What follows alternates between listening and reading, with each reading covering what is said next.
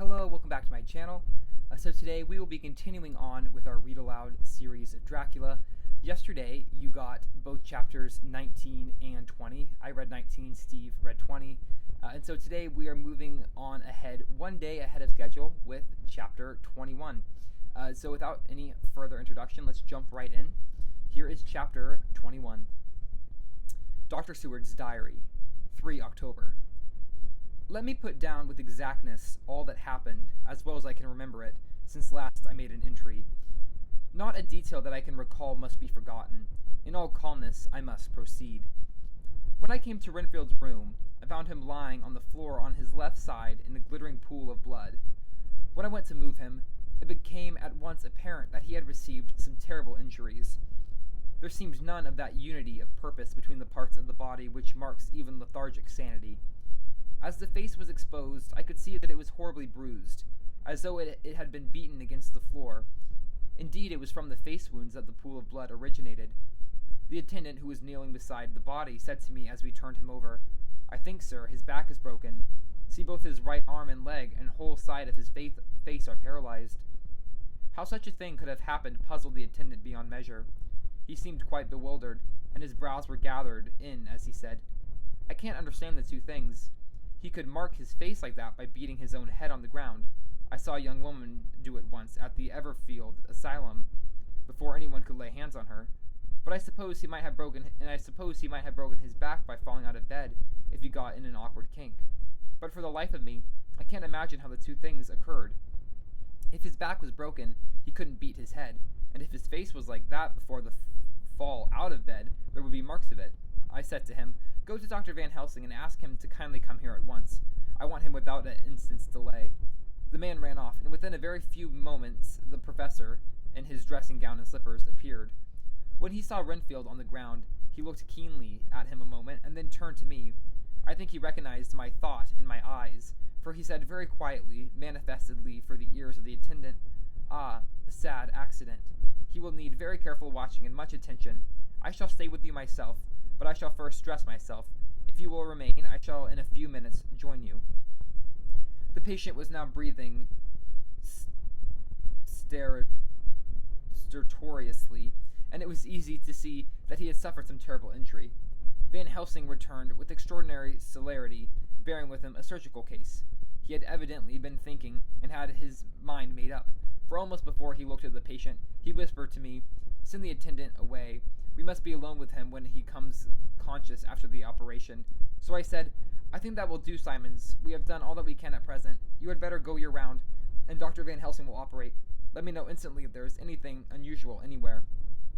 The man withdrew, and we went into a strict examination of the patient. The wounds of the face were superficial. The real injury was a depressed fracture of the skull, extending right up through the motor area. The professor thought a moment and said, 'We must reduce the pressure and get back to normal conditions as far as can be. The rapidity of the suffusions shows the terrible nature of his injury. The whole motor area seems affected. The suffusion of the brain will increase quickly, so we must trephine at once, or it may be too late.' As he was speaking, there was a soft tapping at the door. I went over and opened it and found in the corridor without Arthur and Quincy in pajamas and slippers. The former spoke. 'I heard your man call up Dr. Van Helsing to tell him of an accident, so I woke Quincy, or rather called for him as he was not asleep.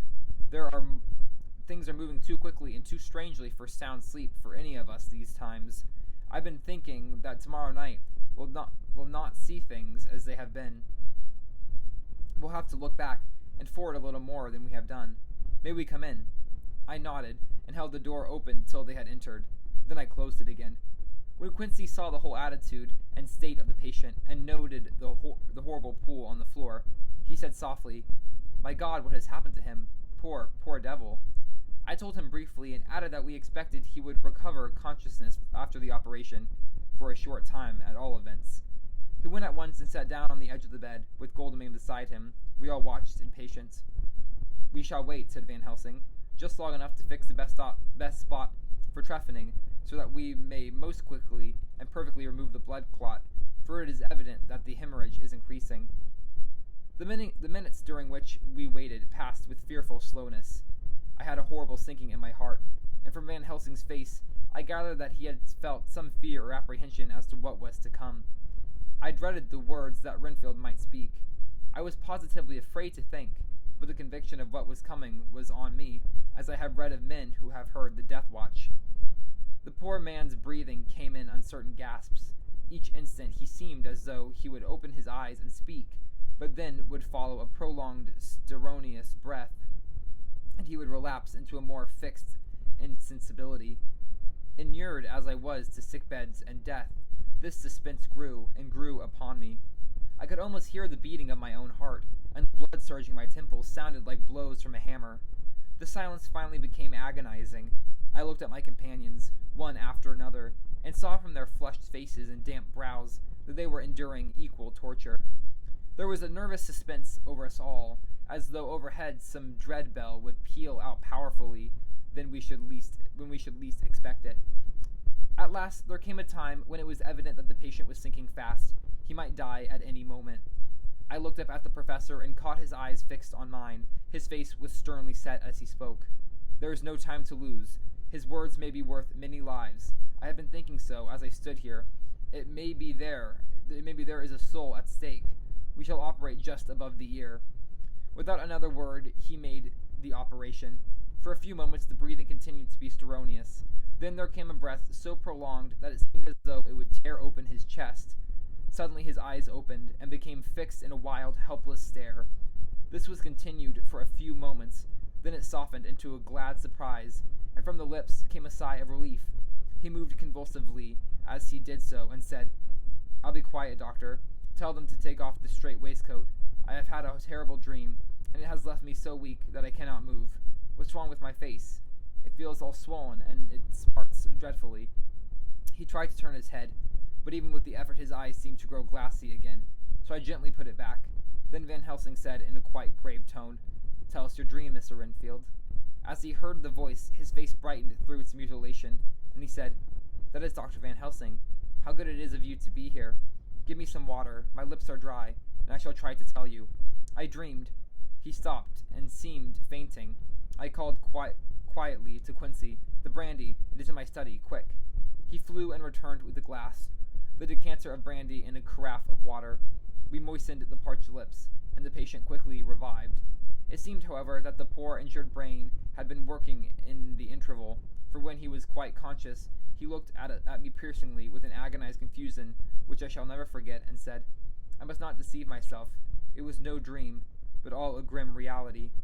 Then his eyes roved around the room, as they caught sight of the two figures sitting patiently on the edge of the bed. He went on, "If I were not sure already, I know now from them." For an instant his eyes closed, not with pain or sleep, but voluntarily, as though he was bringing all his faculties to bear. When he opened them, he said hurriedly, and with more energy than he had yet displayed, "Quick, doctor, quick! I am dying. I feel that I have but a few minutes, and then I must go back to death, or worse. Wet my lips with brandy again. I have something that I must say before I die, or before my poor crushed brain dies anyhow. Thank you. It was that night after you left me, when I implored you to let me go away. I couldn't speak then, for I felt my tongue was tied, but I was as sane then, except in that way, as I am now. I was in an agony of despair for a long time after you left me. It seemed hours. Then there came a sudden peace to me. My brain seemed to become cool again, and I realized where I was. I heard the dogs barking behind our house, but not where he was. As he spoke, Van Helsing's eyes never blinked, but his hand came out and met mine and gripped it hard. He did not, however, betray himself. He nodded silently and said, "Go on," in a low voice. Renfield proceeded. He came up to the window in the mist, as I had seen him often before, but he was solid then, not a ghost, and his eyes were fierce like a man's when angry. He was laughing with his red mouth. The sharp white teeth glinted in the moonlight when he turned to look back over the belt of trees to where the dogs were barking. I wouldn't ask him to come in at first, though I knew he wanted to, just as he had wanted all along. Then he began promising me things, not in words, but by doing them. He was interrupted by a word from the professor. How? By making them happen, just as he used to send in the flies when the sun was shining, great big fat ones with steel and sapphire on their wings, and big moths in the night with skull and crossbones on their backs. Van Helsing nodded to him as he whispered to me unconsciously, "The Archnida artropos of Sphinx, what you call the death's head moth." The patient went on without stopping. Then he began to whisper, "Rats, rats, rats, hundreds, thousands, millions of them, and every one a life, and dogs to eat them, and cats too, all lives, all red blood, with years of life in it, and yet merely buzzing and not merely buzzing flies." I laughed at him, for I wanted to see what he could do. Then the dogs howled. Away beyond the dark trees in his house, he beckoned me to the window. I got up and looked out, and he raised his hands and seemed to call out without saying any words. A dark mass spread over the grass, coming up like the shape of a flame of fire, and then he moved the mist to the right and left, and I could see that there were thousands of rats with their eyes blazing red like his, only smaller. He held up his hand and they all stopped, and I thought he seemed to be saying, "All these lives I will give you, and many more and greater through countless ages, if you will fall down and worship me." And then a red cloud, the color of blood, seemed to close over my eyes, and before I knew what I was doing, I found myself upon the sash, and saying to him, "Come in, Lord and Master."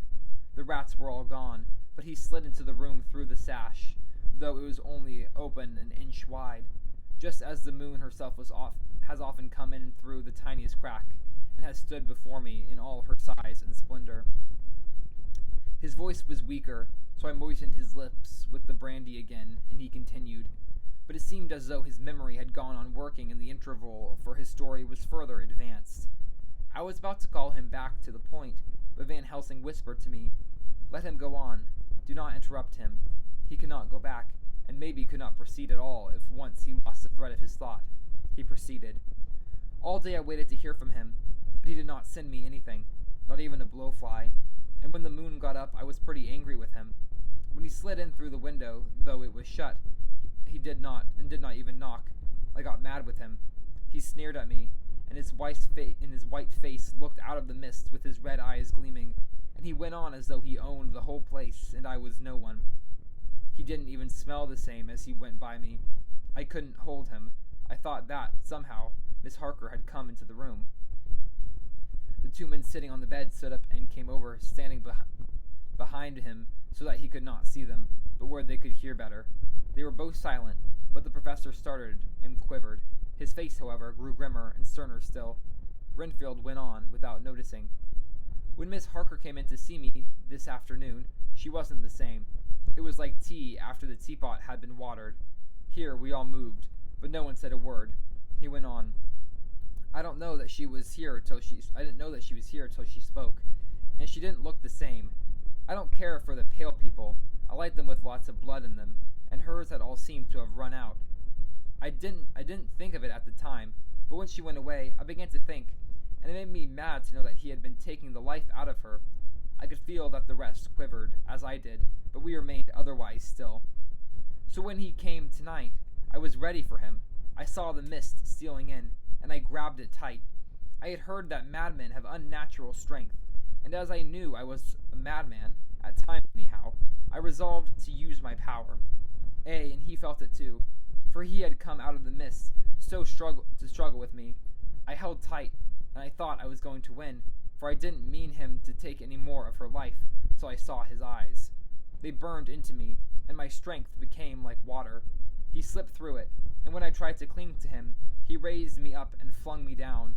There was a red cloud before me, and a noise like thunder, and the mist seemed to steal away under the door. His voice was becoming fainter, and his breath more stertorous. Van Helsing stood up instinctively. "We know the worst now," he said. "He is here, and we know his purpose. It may not be too late. Let us be armed, the same as we were the other night, but lose no time.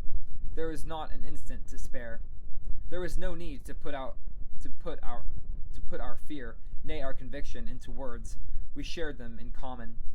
We all hurried and took from our rooms the same things that we had when we entered the Count's house. The professor had his ready, and as we met in the corridor, he pointed to the same significantly as he said, 'They never leave me, and they shall not till this unhappy business is over.' But be wise also, my friends. It is no common enemy that we deal with. Alas, alas, that dear Madam Mina should suffer." He stopped. His voice was breaking, and I did not know if rage or terror predominated in my own heart. Outside the Harkers' door we paused. Art and Quincy held back, and the latter said, "Should we disturb her?" "We must," said Van Helsing grimly. "If the door be locked, I shall break it in. May it not frighten her terribly. It is unusual to break into a lady's room." Van Helsing said solemnly, "You are always right, but this is life and death. All chambers are alike to the doctor, and even were they not, they are all as one to me tonight. Friend John, when I turn the handle, if the door does not open, do you put your shoulders down and shrove, and you too, my friends. Now." He turned the handle as he spoke, but the door did not yield. We threw ourselves against it. With a crash, it burst open, and we almost fell headlong into the room. The professor did actually fall, and I saw across him as he gathered himself up from his hands and knees. What I saw appalled me. I felt my hairs rise like bristles on the back of my neck, and my heart seemed to stand still. The moonlight was so bright that through the thick yellow blind, the room was light enough to see. On the bed beside the window lay Jonathan Harker, his face flushed and breathing heavily as though in a stupor. Kneeling on the near edge of the bed, facing outwards, was the white-clad figure of his wife. By her side stood a tall, thin man clad in black. His face was turned from us, but the instant we saw, we all recognized the Count. In every way, even to the scar on his forehead. With his left hand he held both Mrs. Harker's hands, keeping them away with her arms at full tension. His right hand gripped her by the back of the neck, forcing her face down on his bosom. Her white nightdress was smeared with blood, and a thin stream trickled down the man's bare chest, which was shown to be by his torn open dress. The attitude of the two had a terrible resemblance to a child forcing a kitten's nose into a saucer of milk to compel it to drink.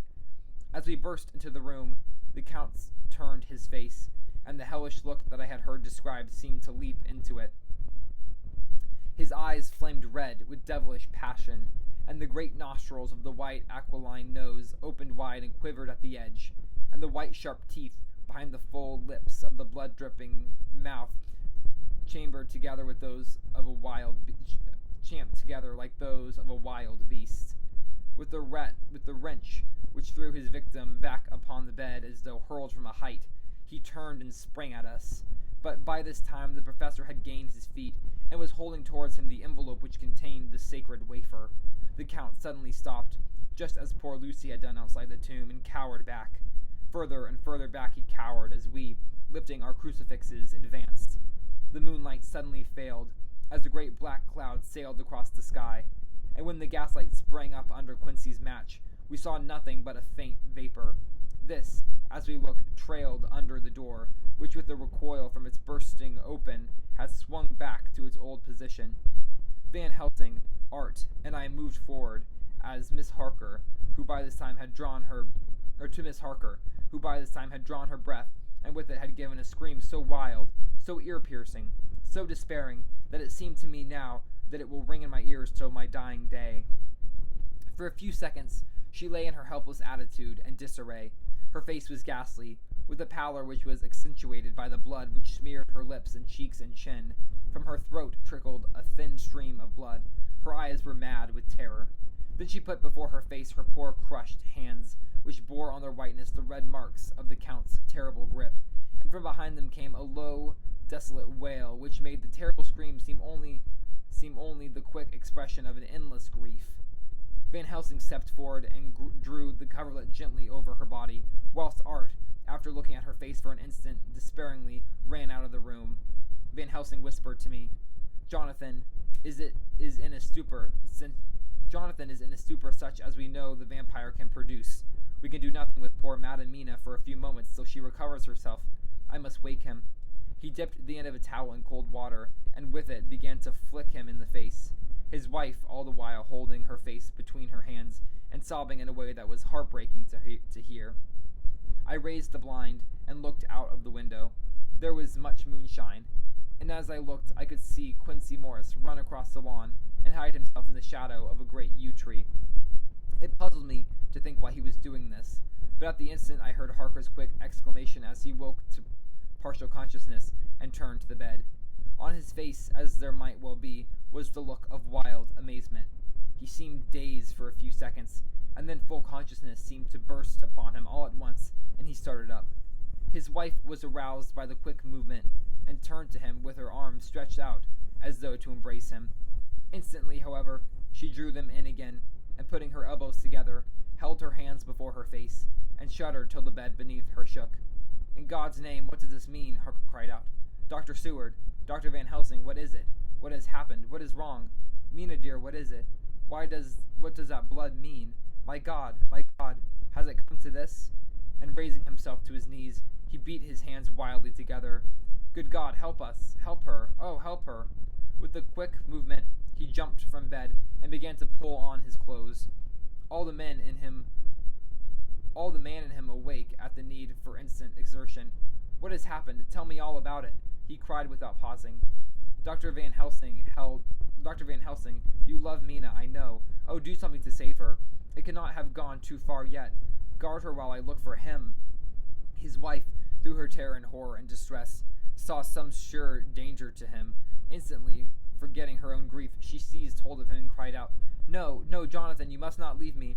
I have suffered enough tonight, God knows, without the dread of his harming you. You must stay with me. Stay with these friends who will watch over you." Her expression became frantic as she spoke, and he, yielding to her, she pulled him down, sitting on the bedside, and clung to him fiercely. Van Helsing and I tried to calm them both. The professor held up his little golden crucifix and said with wonderful calmness, "Do not fear, dear friends. We are here, and whilst this is close to you, no foul thing can happen. You are safe for tonight, and you must be calm and take counsel together." She shuddered and was silent, holding down her head on her husband's breast.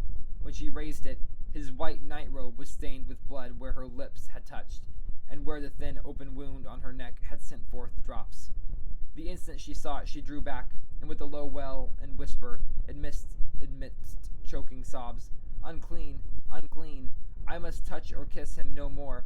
Oh, that I should be that this is who I am now, his worst enemy, and whom he must have most cause to fear." To this he spoke out resolutely, "Nonsense, Mina. It is a shame to me to hear such a word. I would not hear of it from you, and I should not hear of it. I would not hear it of you, and I shall not hear it from you. May God judge me by my deserts and punish me with more bitter suffering than even this hour, if by any act or will of mine anything ever came between us." He put out his arms and folded her to his breast, and for a while she lay there sobbing. He looked at us over her bowed head, with eyes that blinked damply above his quivering nostrils. His mouth was set as steel. After a while, her sobs became less frequent and more faint, and then he said to me, speaking with the studied calmness which I felt tried his nervous power to the utmost, "And now, Dr. Seward, tell me all about it. Tell well I know the broad fact. Tell me all that has been." I told him exactly what had happened, and he listened with seeming impassiveness, but his nostrils twitched and his eyes blazed as I told him the ruthless hands of the Count had held his wife in that terrible and horrid position, with her mouth to the open wound in his breast. It interested me, even at that moment, to see that, whilst the face of white set passion worked convulsively above the bowed head, the hands tenderly and lovingly stroked the ruffled hair. Just as I had finished, Quinsy and Goldeming knocked at the door. They entered in obedience to our summons. Van Helsing looked at me questioningly. I understood him to mean if we were to take advantage of their coming to divert, if possible, the thoughts of the unhappy husband and wife from each other and from themselves, so no nodding acquiescence to him. He asked them what they had seen or done, to which Lord Goldeming answered, "I could not see him anywhere in the passage, or in any of our rooms. I looked in the study, but though he had been there, he had gone. He had, however—" He stopped suddenly, looking at the poor, drooping figure on the bed. Van Helsing said gravely, "Go on, friend Arthur. We want here no more concealments. Our hope now is in knowing all. Tell freely." So Art went on. He had been there, and though it could only have been for a few seconds, he had made rare hay of the place. All the manuscripts had been burned, and the blue flames were flickering amongst the white ashes. The cylinders of your phonograph, too, were thrown into the fire, and the wax had helped the flames. Here I interrupted. Thank God there was another copy in the safe. His face slipped for a moment, but fell again as he went on. I ran downstairs, but could see no sign of him. I looked into Renfield's room, but there was no trace there, except...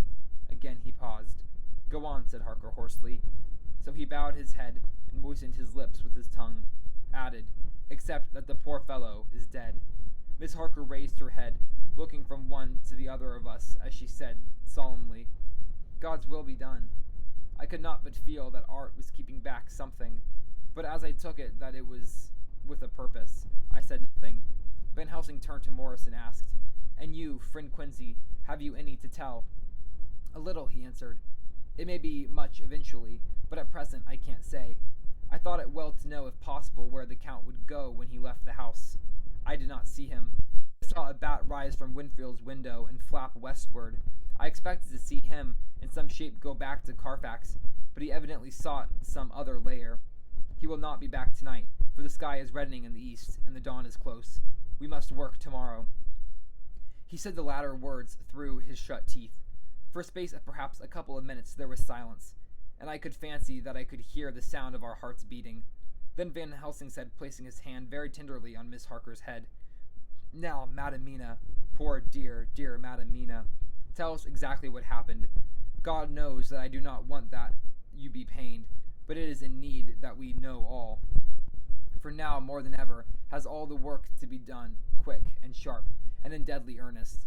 The day is close to us that must end all, if it may so be, and now is the chance that we may live and learn. The poor dear lady shivered, and I could see the tension of her nerves as she clasped her husband closer to her and bent her head lower and lower still on his breast. Then she raised her head proudly and held out one hand to Van Helsing, who took it in his, and after stooping and kissing it reverently, held it fast. The other hand was locked in that of her husband, who held his other arm thrown round her protectively. After a pause in which she was evidently ordering her thoughts, she began, I took the sleeping draught which you had so kindly given me, but for a long time it did not act. I seemed to become more wakeful, and myriads of horrible fancies began to crowd in upon my mind, all of them connected with death, and vampires, with blood, and pain, and trouble. Her husband involuntarily groaned as she turned to him and said lovingly, Do not fret, dear. You must be brave and strong, and help me through the horrible task.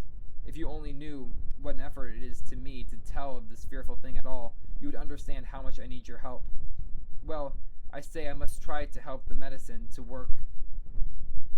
I must try to help the medicine to its work with my will, if it was to do me any good. So I resolutely set myself to sleep. Sure enough, sleep must soon have come to me, for I remember no more. Jonathan coming in and not waking me, for he lay by my side when next I remember. There was in the room the same thin white mist that I had before noticed. But I forgot now, if you know of this, you will find it in my diary, which I'll show you later. I felt the same vague terror which had come to me before, and the same sense of some presence. I turned to wake Jonathan, but found that he slept so soundly that it seemed as if he was who had taken the sleeping draught, and not I. I tried, but I could not wake him. This caused me a great fear, and I looked around terrified. Then indeed my heart sank within me, beside the bed, as if he had stepped out of the mist, or rather as if the mist had turned into his figure, for it had entirely disappeared, stood a tall, thin man, all in black. I knew him at once from the description of the others, the waxen face, the high aquiline nose, on which the light fell in a thin white line, the parted red lips, with the sharp white teeth showing between, and the red eyes that I had seemed to see in the sunset on the windows of St. Mary's Church at Whitby. I knew, too, the red scar on his forehead where Jonathan had struck him. For an instant my heart stood still, and I would have screamed out, only that I was paralyzed. In the pause he spoke in a sort of keen, cutting whisper, pointing as he spoke to Jonathan. Silence. If you make a sound, I shall take him and dash his brains out before your very eyes.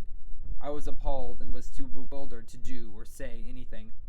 With a mocking smile, he placed one hand upon my shoulder and holding me tight, barred my throat with the other, saying as he did so, "First, a little refreshment to reward my exertions.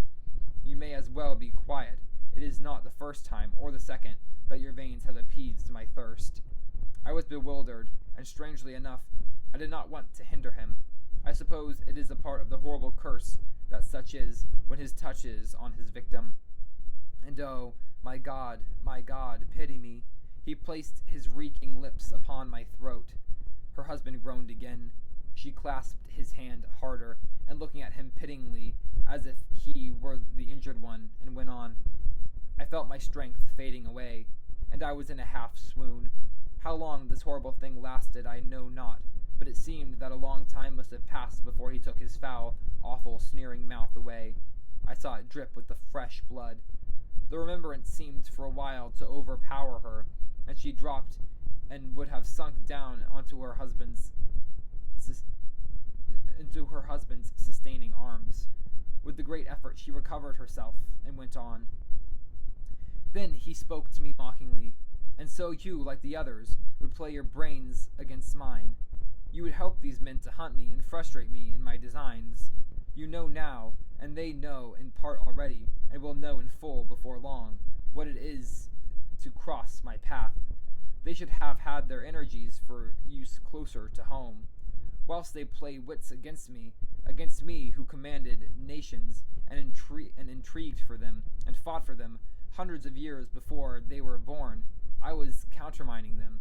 And you, their best beloved one, are now to me flesh of my flesh, blood of my blood, kin of my kin, my bountiful winepress for a while, and shall be later on my companion and my helper. You shall be avenged in turn, for not one of them but shall minister to your needs. But as yet you are to be punished for what you have done. You have aided in thwarting me. Now you shall come to my call, when my brain says come to you.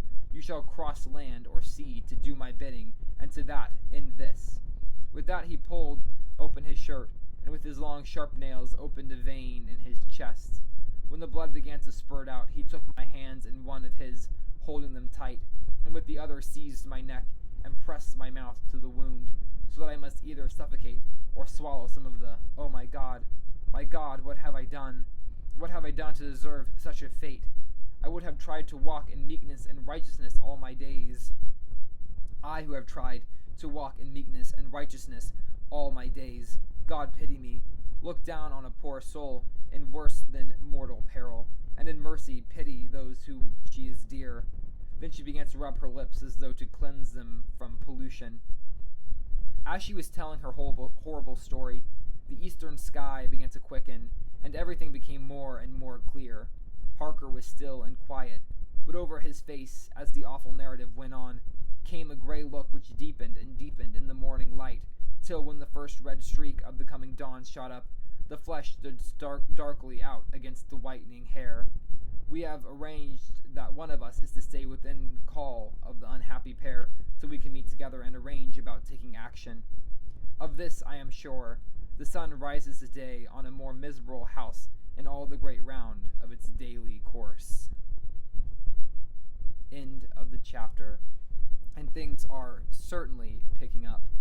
So chapter 22 will be read for you by Steve. Most likely that will come out tomorrow, but who knows? It may show up later today. Thank you so much for watching. I hope you enjoyed, and I will see you in the next installment.